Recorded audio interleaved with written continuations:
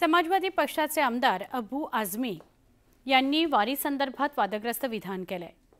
वारीमुळे रस्ता जाम होतो, हिंदूंचे सण साजरे होतात, तेव्हा मुस्लिम समाज विरोध करत नाही, पण मुस्लिमांनी नमाज केल्यावर तक्रारी केल्या जातात, असं वादग्रस्त विधान अबू आझमींनी केले।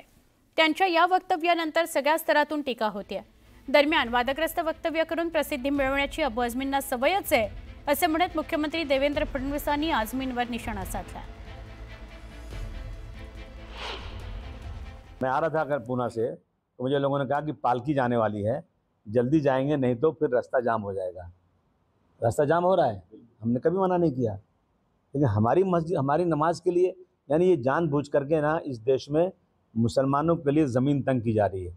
आज तक कभी किसी मुसलमान ने ये शिकायत नहीं किया कि सड़क पर त्यौहार क्यों मनाया जाता है। आमच्या प्रत्येक हिंदू सणांवर संस्कृतीवर तुम्हाला बोट उचलण्याची जी हिम्मत जे आमच्याच हिंदू राष्ट्रामध्ये बसून जे अबू आझमी सारखे जे कार्टे जे करतायत ना, ते काय आम्ही इथे खपून देण्याचं काय कारण नाही। हिंदू मुसलमान करायचं आणि स्वतःचे सगळं राजकारण करत बसायचं हे घाणेरडी वृत्ती आहे। आणि म्हणून तुम्ही आमच्या हिंदू सणांवर आमच्या हिंदू संस्कृतीवर बोलण्याच्या अगोदर मग आम्ही उद्या हज यात्रेबद्दल प्रश्नचिन्ह निर्माण केलं तर चालेल का?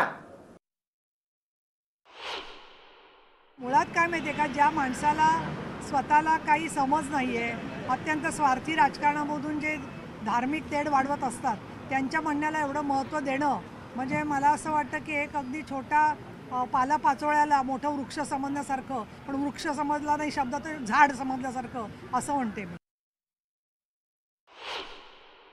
मुळात काय माहिती आहे का, ज्या माणसाला स्वतःला काही समज नाहीये, अत्यंत स्वार्थी राजकारणामधून जे धार्मिक तेढ वाढवत असतात, त्यांच्या म्हणण्याला एवढं महत्त्व देणं म्हणजे मला असं वाटतं की एक अगदी छोटा पालापाचोळ्याला मोठं वृक्ष समजण्यासारखं, पण वृक्ष समजला नाही शब्द तर झाड समजल्यासारखं असं म्हणते मी।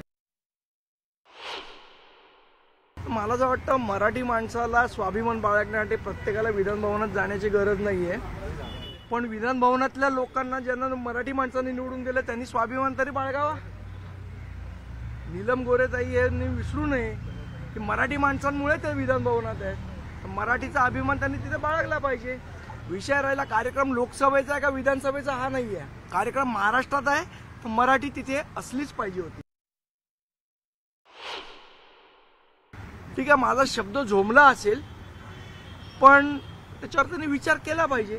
बाकी राहिला हक्काभंगाचा विषय, त्या कारवाईला मी सामोरं जायला तयार आहे। उद्या मला जर जेलमध्ये जायची वेळ आली तर मराठी भाषेसाठी मी जेलमध्ये जायचं। ठीक आहे, मी बोललो ते बोललो।